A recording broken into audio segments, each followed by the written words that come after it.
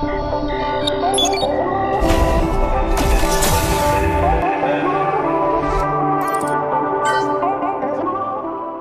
Gadgeters, K2 Gadgets ini sebenarnya seneng banget sama brand Oppo. Bukan berarti kami offense, tapi as a reviewer tuh kita sering banget kedatangan handphone yang unik, aneh, dan limited edition dari brand Oppo.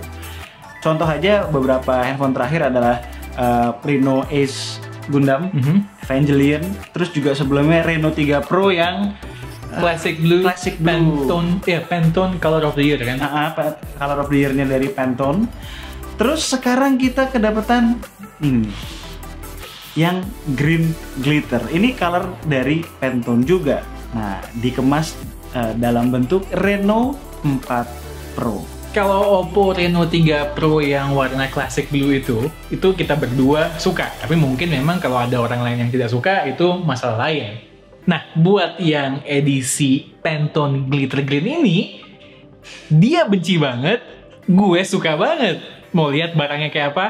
Yuk! Lagi-lagi kami ngambil varian edisi spesial Pantone. Bedanya kali ini warna glitter green. Experience unboxingnya kurang lebih sama lah dengan Oppo Reno 3 Pro 5G Pantone Classic Blue Edition yang pernah kami bahas. Jadi di sini gue bakalan meng-highlight hal-hal yang perlu aja. Yang pertama, case-nya keren dan berbeda dari Reno 3 Pro. Yang ini desainnya semi-naked, transparan dan didominasi oleh warna hijau. Di belakangnya ada tulisan Green Glitter. Tulisan yang sama ada juga di charger 65 watt milik Oppo Reno 4 Pro. Artinya naik kelas dari charger 30 watt dari Reno 3 Pro. Sisanya sama, dapat kabel braided dan headset sewarna body. Varian Pantone Glitter Green milik kami benar-benar striking warnanya. Mata dijamin langsung melek. Finishing frostednya pun berbeda ketimbang kebanyakan handphone lain dengan finishing serupa. Yang ini lebih bertekstur. Sesuai dengan nama warnanya yang terpampang di bodi belakang, memang kalau kita perhatikan ada efek glitternya. Jadi berasa lebih bling-bling gimana gitu. Kalau menurut gue nih, warna hijau bodi Reno 4 Pro tuh kayak piring pecel lele ya. Kalian tau lah yang mana. Sebaliknya Kumar suka banget. Namanya juga selera. Oh ya, frame-nya warna hijau juga, tapi lebih light ketimbang warna bodinya. Kesamaan Oppo Reno 4 Pro dengan Reno 3 Pro tuh banyak banget. Yang paling jelas bahasa desain dan build quality-nya. Depan belakang pakai Gorilla Glass 5 yang melengkung. Lalu frame-nya metal dengan flat and top bottom. Palingan kalau ada perbedaan pada desain kameranya, karena ada perbedaan spek juga. Kesamaan selanjutnya soal fitur, slotnya dual SIM only, mendukung jaringan 5G, nggak punya headphone jack, wireless charging maupun IP rating, dan ada setup stereo speaker dengan kualitas yang sangat bagus. Nampol audionya. Dengerin nih.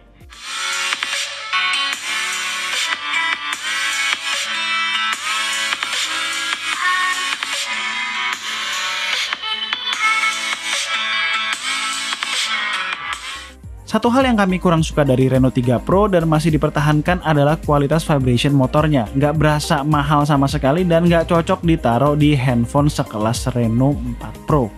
Spek layarnya dari hasil pantauan menggunakan Google Translate Camera di web resmi Oppo China, lagi-lagi hampir semuanya sama.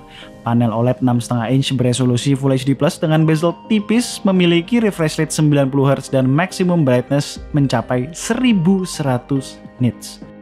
Dari pengalaman gue, kadang di UI dan di beberapa aplikasi yang mendukung refresh rate 90Hz berasa ada drop frame rate. Mungkin perlu diupdate lagi. Nah, lupa layarnya mendukung playback konten HDR, punya fitur DCI-P Tricolor Gamut, dan in-display fingerprintnya cepet sekaligus akurat. Kali ini emang gue nggak melihat section yang menggambarkan mengenai cooling system yang dipakai, tapi pengingat prosesornya sama-sama menggunakan Snapdragon 765G dan desain bodinya pun sama, harusnya minimal menggunakan multi-layer liquid cooling yang sama dengan Reno 3 Pro kemarin. So far main game dengan prosesor Snapdragon 765G nggak kalah stabil dan seru dibandingin handphone flagship. Kalau dulu Reno 3 Pro versi Pantone cuman kebagian varian 8128, sekarang Reno 4 Pro naik kelas nih, dapat versi 12256. Minimal nggak berasa kehilangan SD card banget lah. Versi Color OS-nya udah Color OS 7,2 bersamaan Android 10 dengan security patch udah bulan Juni. Sebagai catatan, kadang softwarenya agresif banget nih, nge-close app di background. Kameranya dari yang tadinya 4 di generasi sebelumnya sekarang jadi 3.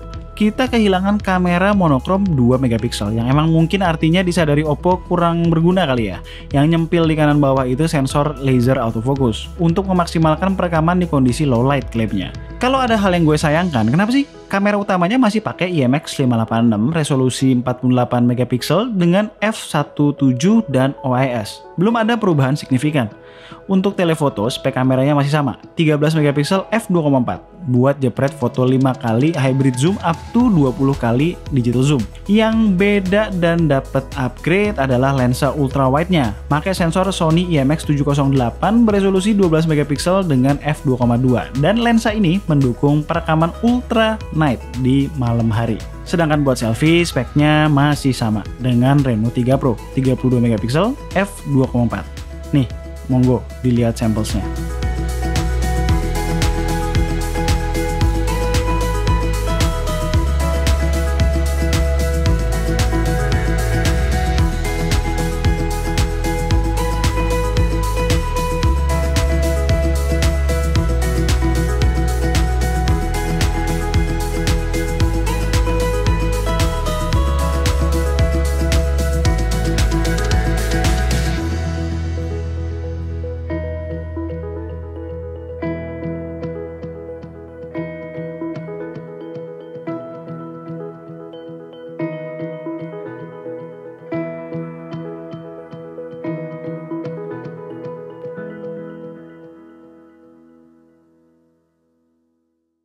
Perekaman kamera belakang Oppo Reno 4 Pro 5G itu maksimalnya di 4K 30 fps. Ini yang lagi gue coba.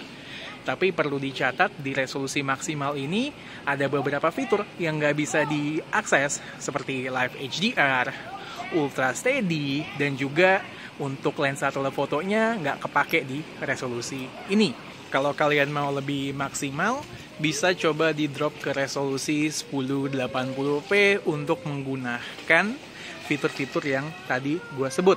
Tapi jangan lupa, untuk 1080p 60 fps, lensa telefotonya tetap nggak bisa kita gunakan. Gue bakalan coba fitur Ultra Steady Pro-nya menggunakan lensa ultra wide ya. Buat lari ini harusnya bakalan stabil. Kita tes.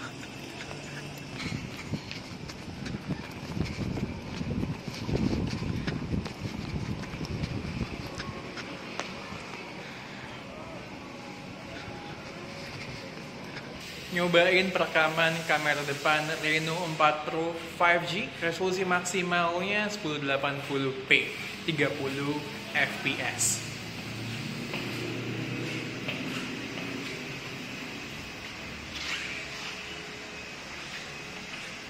Kalau tadi di indoor itu kan range gue jalannya dikit, sekarang gue di outdoor pengen ngetes itu bener-bener stabil apa emang nggak stabil. Karena kan tadi gue bilang itu nggak stabil ya, jadi ini gue cuma pengen buat konfirmasi doang. Sekalian ngetes untuk di kondisi outdoor.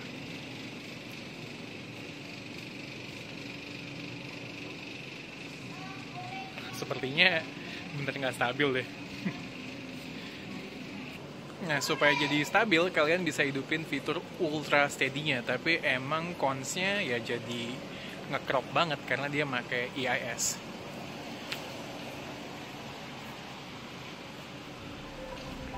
Kapasitas baterai Reno 4 Pro 4000 mAh pas.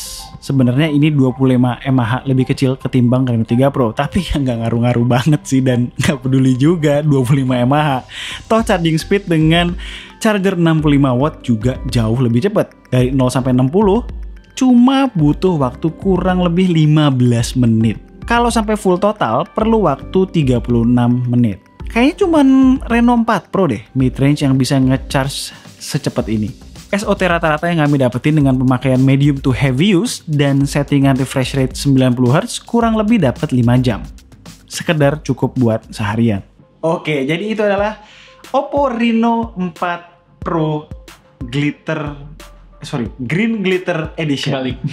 Secara umum, peningkatan utama dari Reno 3 Pro ke Reno 4 Pro adalah speed chargingnya. Kita dapat charger 65 watt, spek lensa ultrawide-nya meningkat, dan ada tambahan sensor laser autofocus. Dan tentunya sekarang yang edisi Pantone itu kapasitas storage internalnya dan RAM-nya juga meningkat.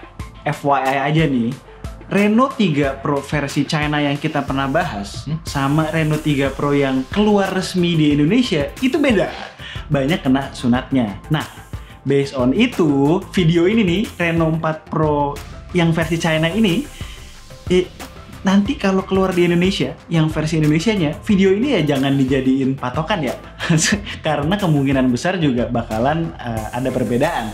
Ya inti ke segala inti, kalau kalian kayak gua yang suka desain dan warnanya yang bener-bener striking ini, ya silakan dibeli. Seperti biasa di Apple Tree, di mana lagi. As always, kalau kalian suka dengan video kami, boleh klik like, share, dan subscribe. Jangan lupa klik icon bell yang di bawah supaya kalau kita ngeluarin video baru, kalian langsung tahu. Kalau mau tanya-tanya mengenai Oppo Reno 4 Pro yang warnanya ngejreng ini, boleh drop komen di bawah. Dan tunggu racun-racun kami berikutnya. bye guys. Bye.